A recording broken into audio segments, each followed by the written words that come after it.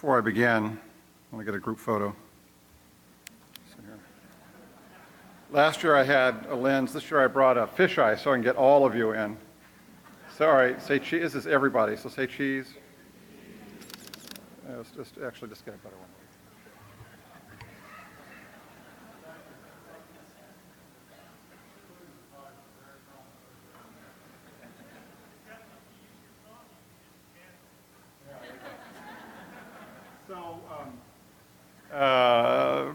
Karen mentioned the game last night, which I stayed up way too late watching.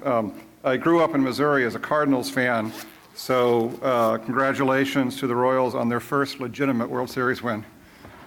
A lot of people here remember 1985. Okay, that's good. All right. Thank you, Eric. It's still an honor to serve with you. You're a terrific leader, public servant, and good friend. And better yet, you're making a difference. Thanks to the attendees. Export controls don't exist just to make half of your lives more difficult and the other half of your lives full of billable hours.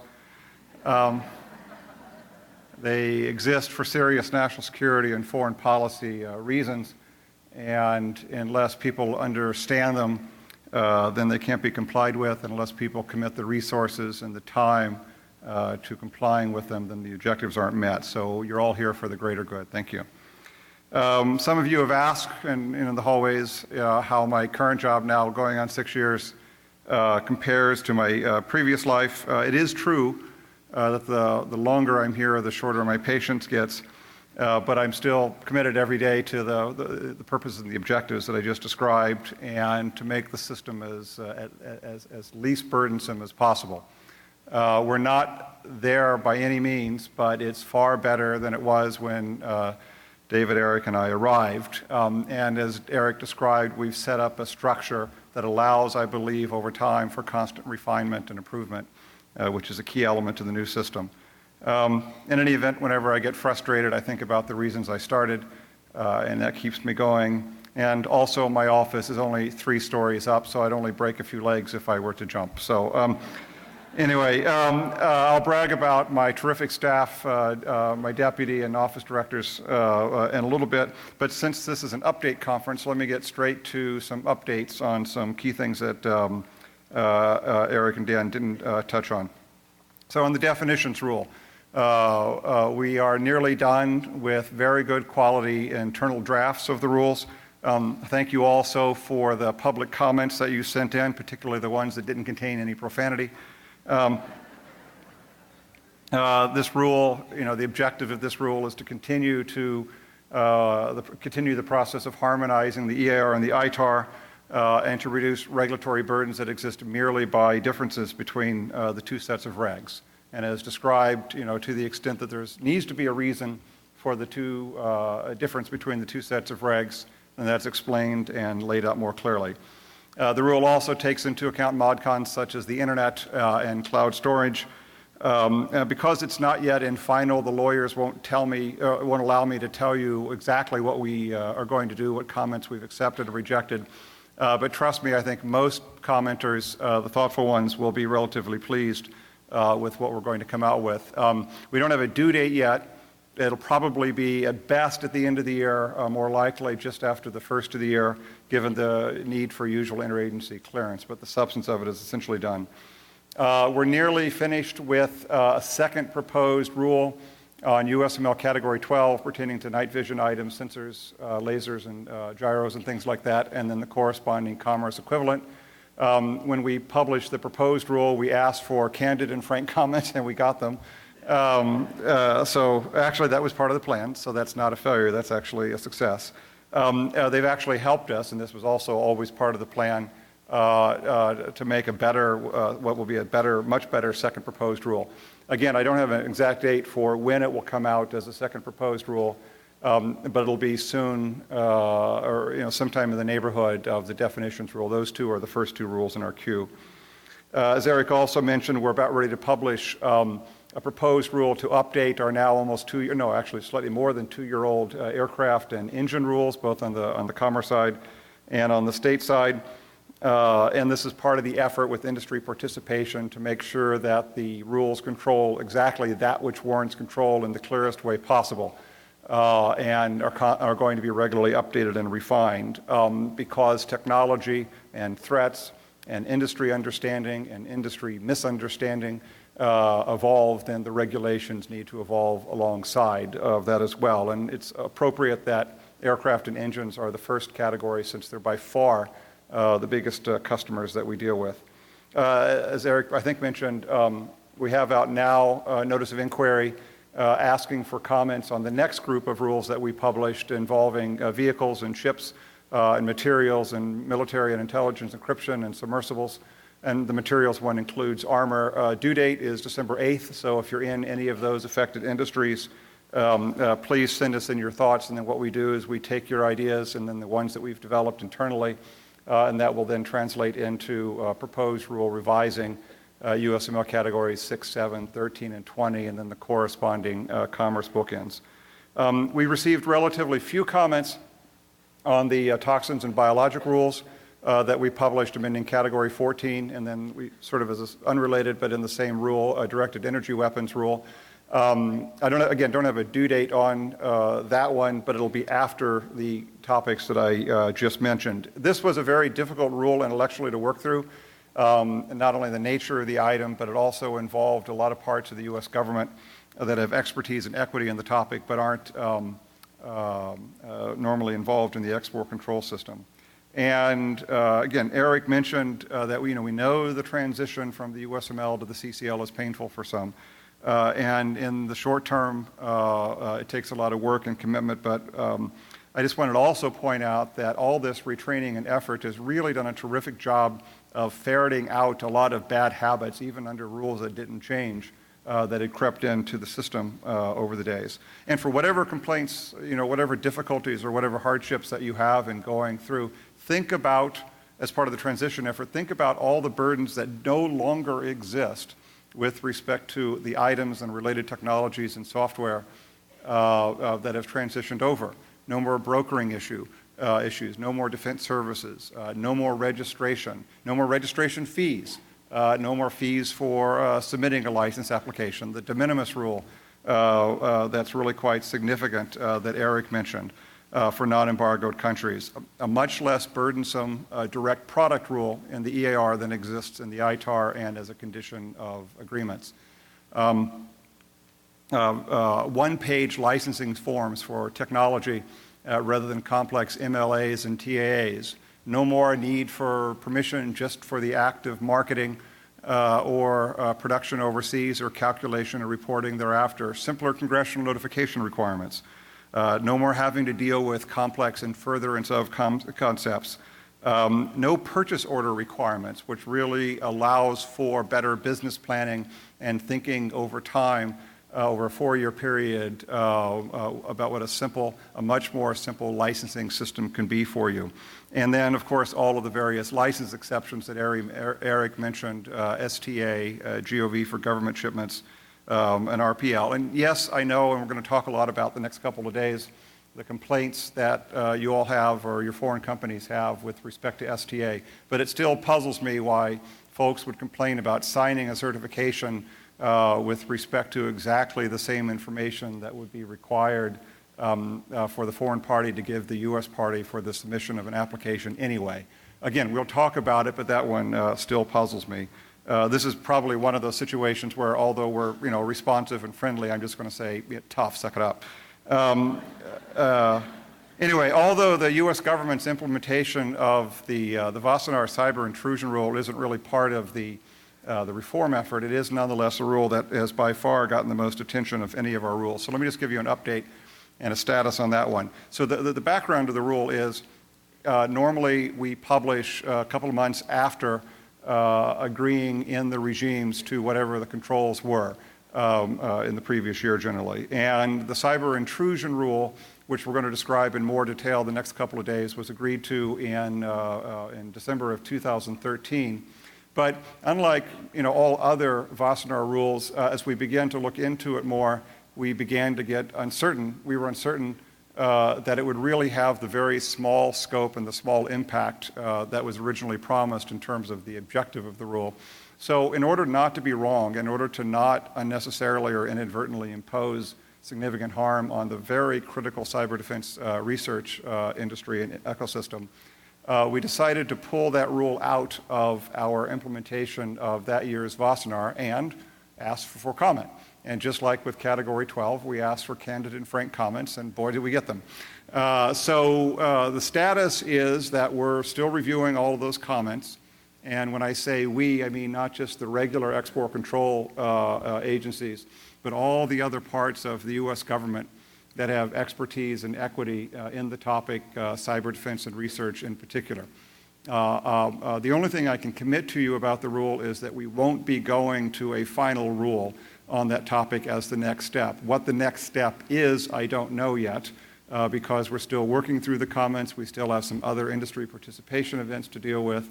And again, as I said, we still want to make sure that we get the input and the expertise of all the parts of the U.S. government, and we won't proceed unless those in that ecosystem are comfortable with what we're doing. So, let me talk about some of the less discussed aspects of what we've been doing the last couple of years. We always speak a lot about the USML category revisions. That's great. It's the core part of the reform effort. It's a very easy metric to show progress, the number of categories, but there's a lot of really less sexy stuff that goes on to make the regulations better and less burdensome in order to accomplish the objectives of the regulations. We've done some pretty good revisions and update and liberalizations of pretty much all the license exceptions, TMP, RPL, GOV, and TSU.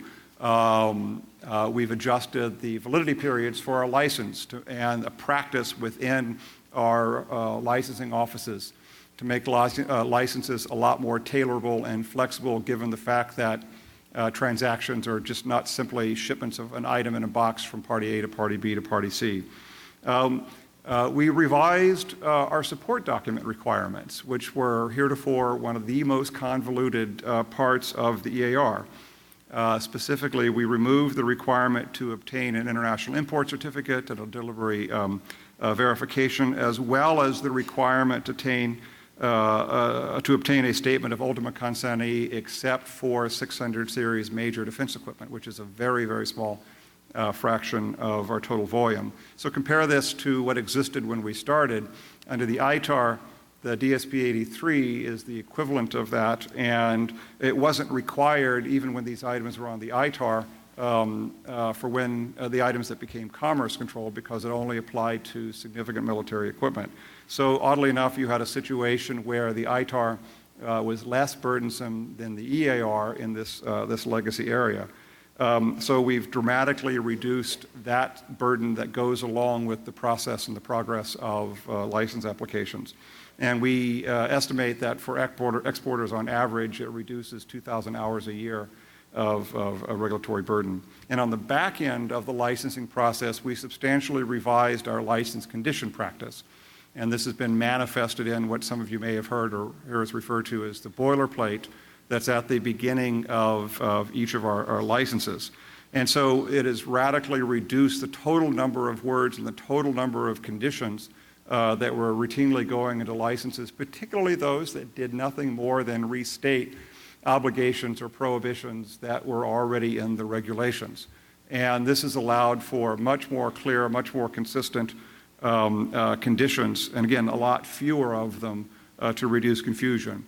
If, however, you, particularly for 600 series and satellite items, are receiving conditions, licensing conditions that are more burdensome than used to be the case when the items were ITAR controlled and all other things are equal, complain. Don't just stew about it. I mean, there are a lot of new people in the system, both at the Defense, State, and Commerce departments, and we may not have had a particular history with your company, your past practices.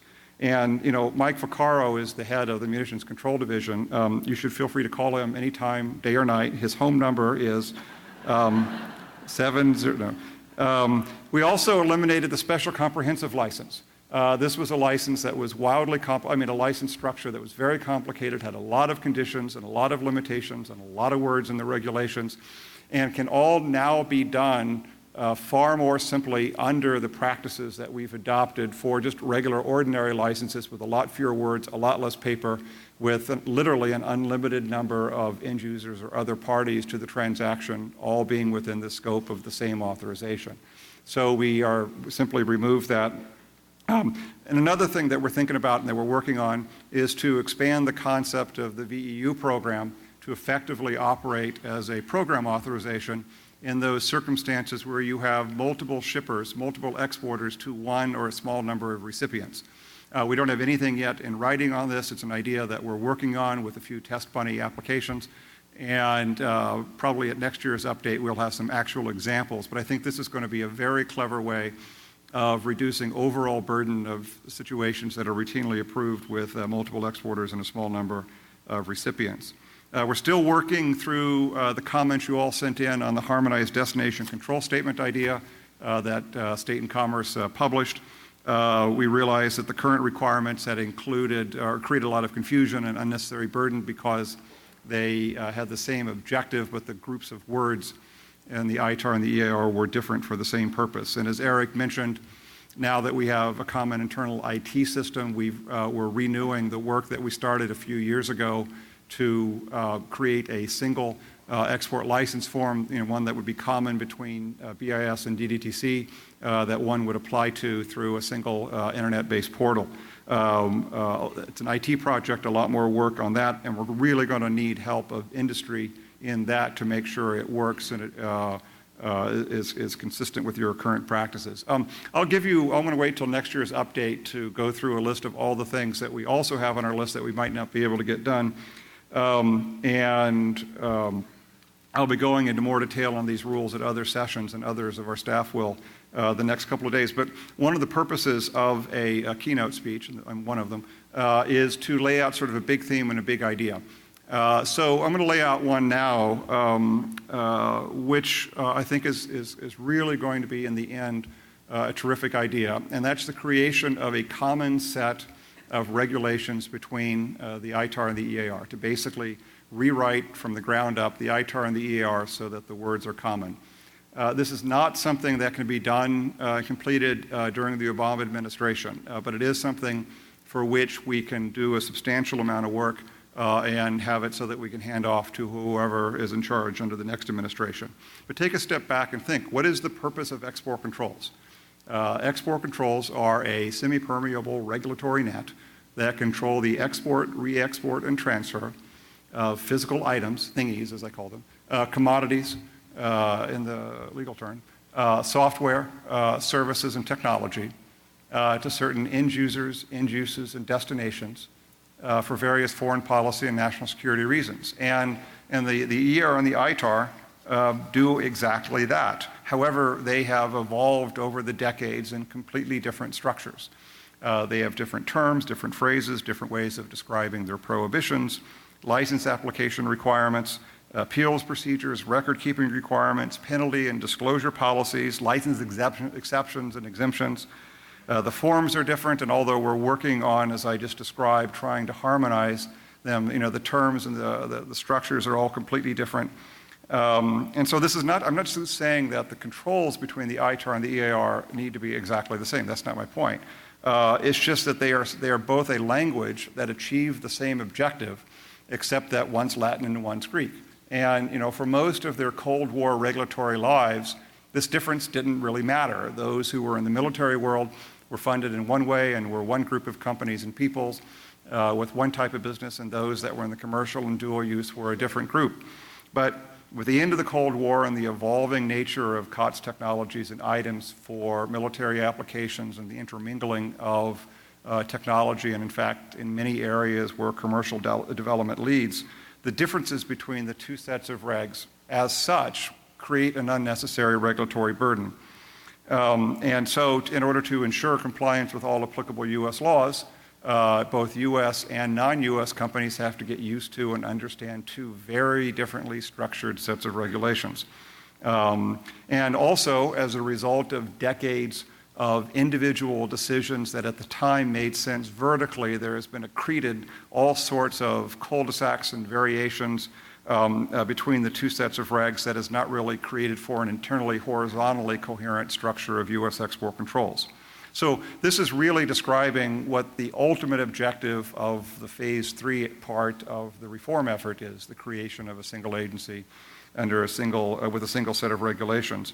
And then it's also part of the phase 2 effort, which is to harmonize, where possible, the regulations.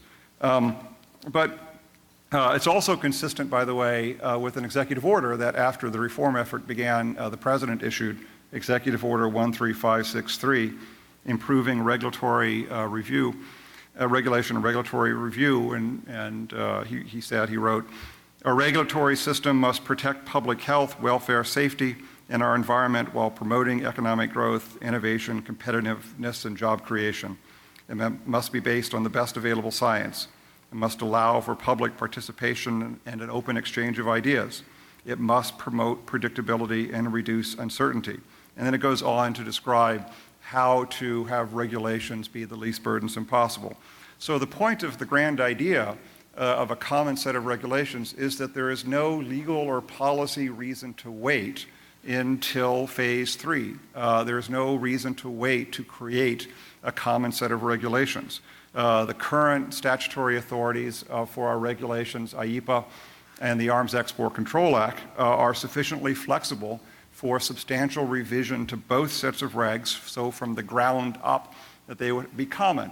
You know, there would still be Title 22 and there would still be Title 15, but they would use the same words, the same structures, the same approach. Now, of course, they would identify the groups of items and the licensing policies for things that were subject to the Arms Export Control Act and those that were not, but otherwise, they would be a common set of words, and one could look to either 22 or 15 and be able to know what the words are.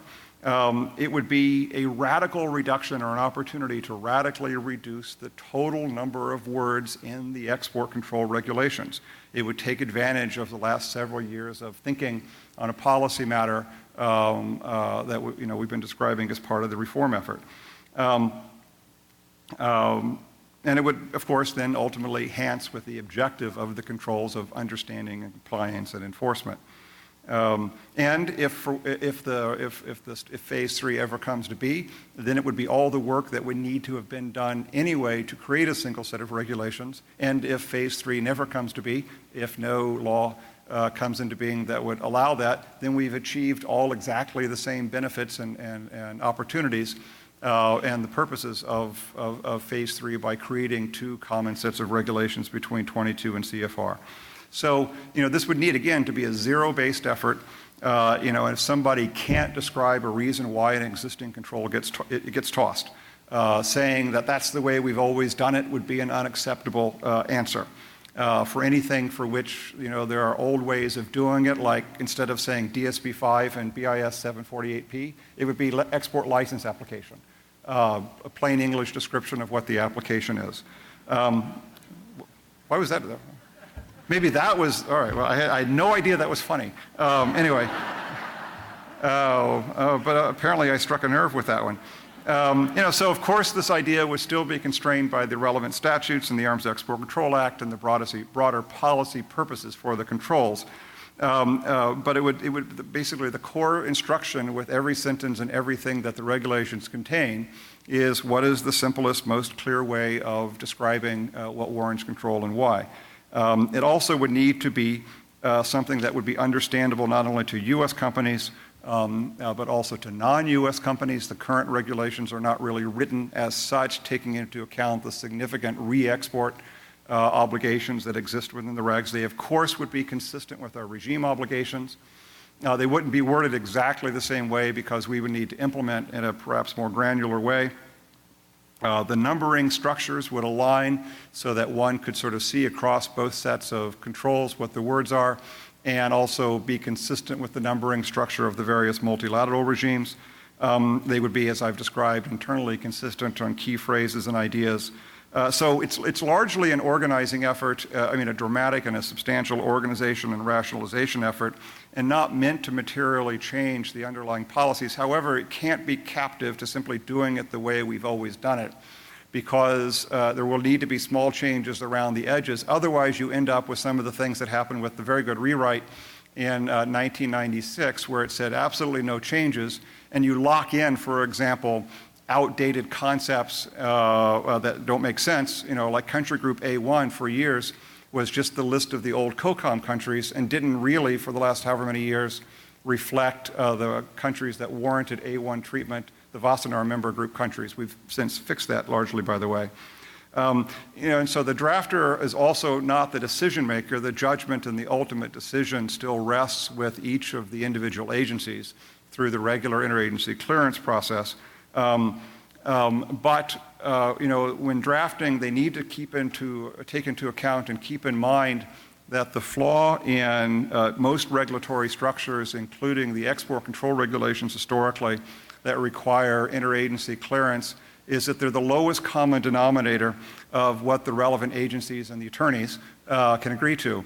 And so as almost anything written by committee, it gets unnecessarily complex and layered with internal inconsistencies. So this effort for it to succeed will need to be aware of that going in. Now, I understand that export controls are inherently complex. You have, as I've described in previous years, this fundamental tension between a simple set of regulations that over-controls and a tailored set of regulations that are by definition more complex. So this effort we need to take into account and be able to exercise the judgment about when to have a simple, broader scope of regulations that perhaps over-controls and when a tailored set may be more appropriate. And a good example of that is USML Category 8H1, which is a broader catch-all phrase, which was done in a more simple, over-controlled way for the sake of simplicity, and then 11C, which is a much more tailored, specific set of controls. Anyway,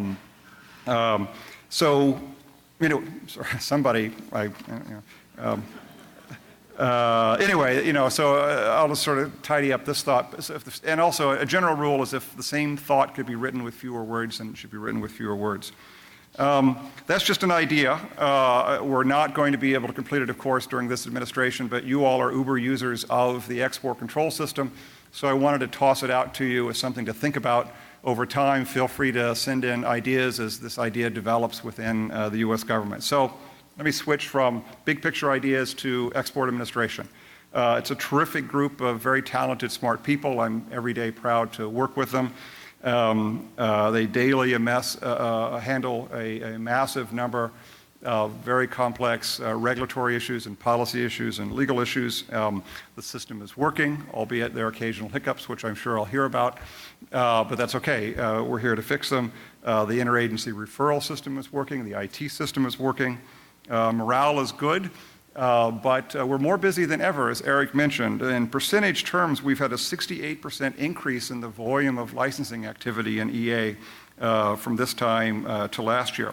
What's interesting about that is that the aggregate number of classification requests, this is a little bit surprising, and other requests have stayed about the same. And what's even more interesting and pleasant on a purely subjective basis, because you can't quantify something like this, the number of disputes within the government and between industry and government with respect to topics that are the subject of classification request is dramatically down.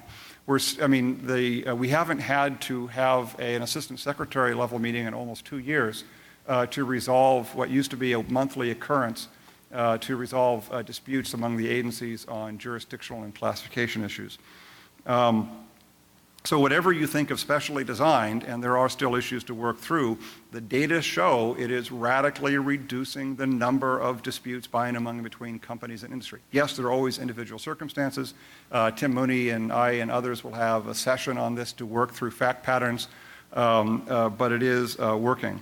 By the way, please, if you could, stop submitting so many, as I call them, comfort letter requests, where it's clearly the case that something either is on the CCL or not on the CCL. We will, of course, process them, but if you're able to make a self-determination, please do so for your sake and for ours.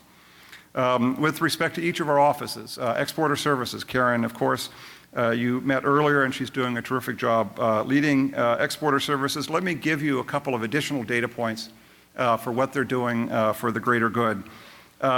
So the outreach programs in the aggregate have resulted in over 100,000 interactions with U.S. and foreign persons. They've conducted 350 events in total, including the weekly teleconferences, the technical advisory committees, and as Eric described, they're focused largely on small and medium-sized enterprises. Since beginning the weekly teleconferences, we've had 171 of them, and that have been heard, at least by those who've called in, by over 13,000 people. I don't know how many, we just count, each call-in as one, and we don't know how many people may be listening in on the same phone, so it's probably even a little bit greater. We average 8 questions and answers per call for a total of 983 questions we've answered on those weekly calls. And as described, I'll be doing an open version of that on Wednesday. Cuba has been a major focus of our outreach efforts.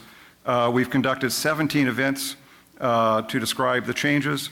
And then over the course of the rest of 2015 and 2016, there's a long list of other export control seminars and sessions that are going to be taking place around the country, often in coordination with our friends at the Bureau of Census and the Department of Treasury. On our website soon will be an updated list of all the various sessions throughout the country over the course of this year and next.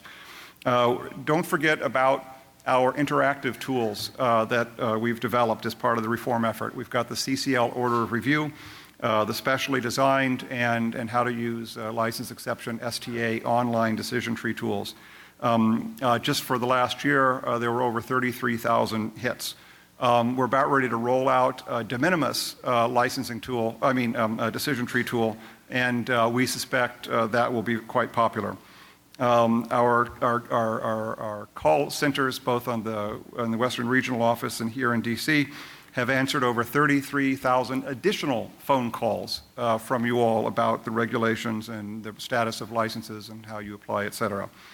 We've held 33 technical advisory committee meetings. As you know, we host 7 TACs as well as the PECSIA, all representatives of industry with government participation to give us advice and to react to the various rules. This year we've added over 6,700 users to our SNAP-R system, and now we have over 36,000 users of our licensing system. Another office, SICE, Strategic Industries and Economic Security, as mentioned, had a dramatic increase in the number of licenses that we're handling, and they're doing it quite well. They also are quite active in outreach and training on the defense trade side.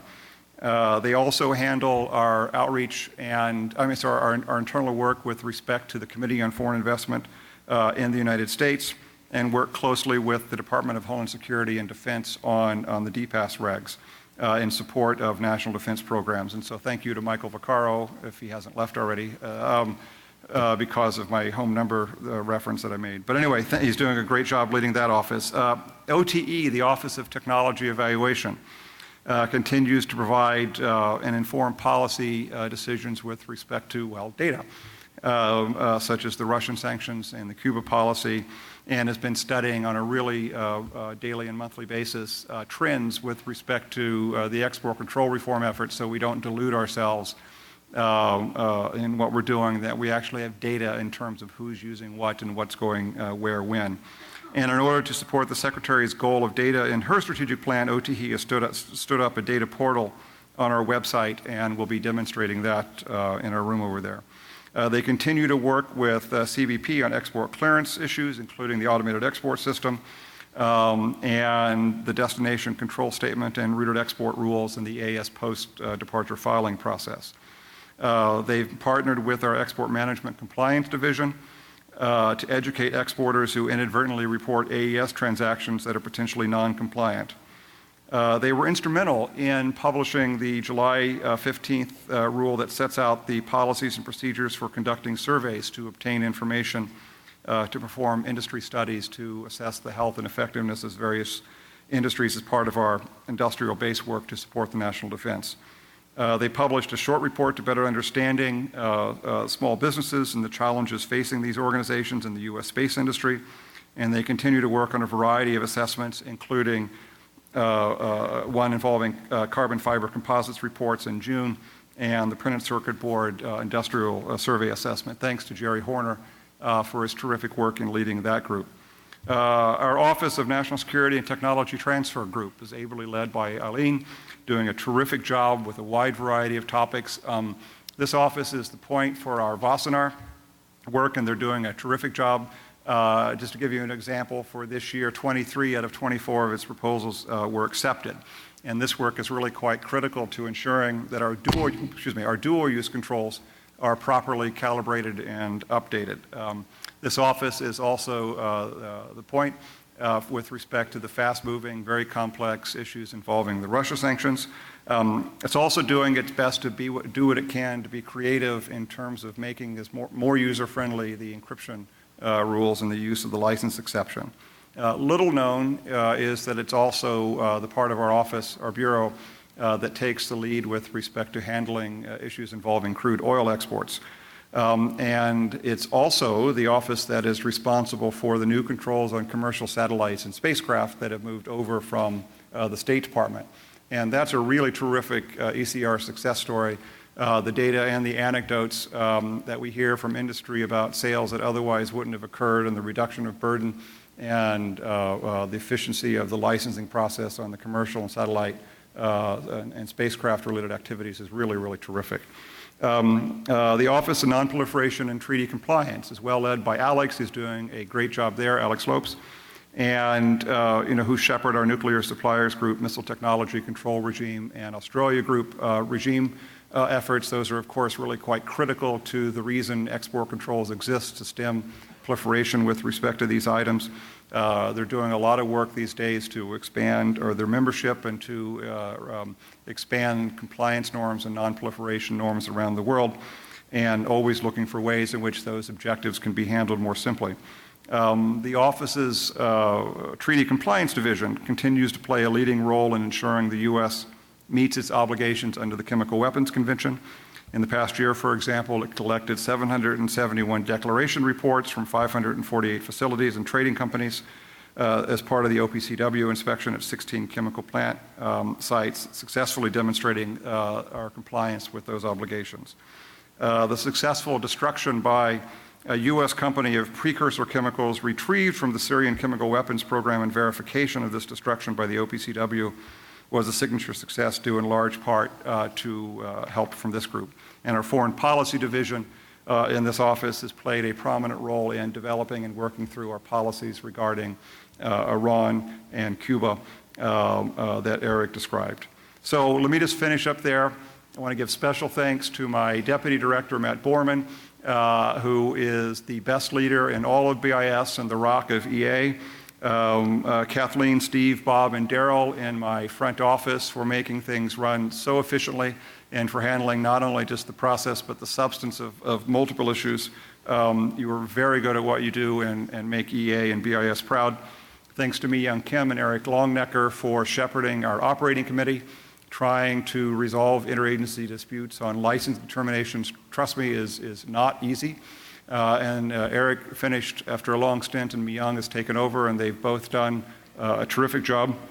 Thanks to Joe Cristofaro, who's doing a terrific job shepherding our end-user review committee and the VEU program. And then also special thanks, of course, to our counsel and OCC for always providing really quality, practical, useful legal advice, and our friends down the hall in export enforcement, where we work hand in glove with on all issues. So anyway, thanks for being here. Enjoy the conference. Do well, learn, give advice, find that elusive sixth export control joke. Export, learn the regs, export some more, and comply. So thank you very much.